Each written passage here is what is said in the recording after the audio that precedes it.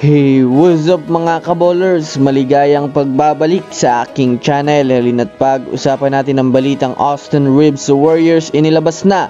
At ang balitang Stephen Curry may gagawin na naman para manalo sa Nuggets. Alamin, tara na't pag-usapan natin yan dito sa Basketball Hotshots.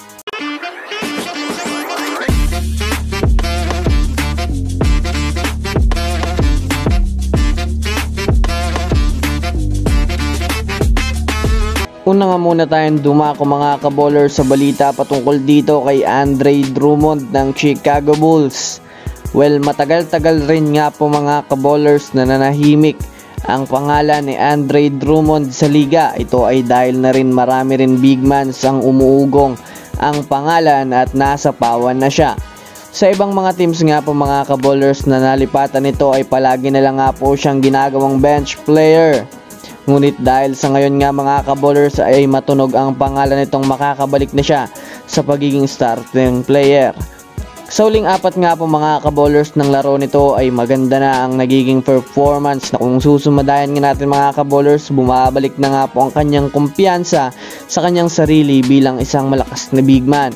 Samantala itong si Nikola Vucevic naman nga po mga kaballers ang magiging bench player na lang sa Bulls.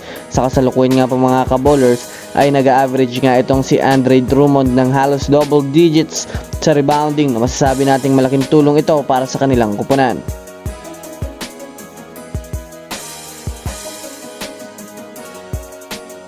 Samantala mga kaballers, may inilabas na naman nga pong panibagong trade proposal ang NBA insider na si Bill Simmons na maaaring makatulong sa kupunan ng Los Angeles Lakers at Golden State Warriors.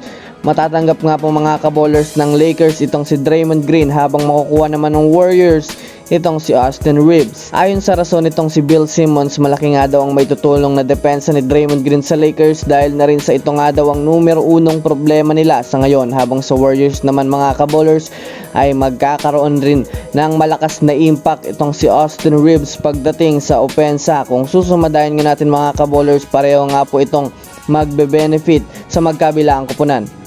Kaya ano nga po mga kaballers sa tingin nyo?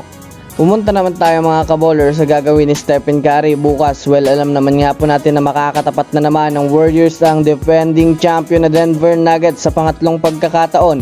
Ayon nga sa mga NBA analyst ay kailangan nga daw ni Stephen Curry magtala ng halos 35 points pataas para manalo.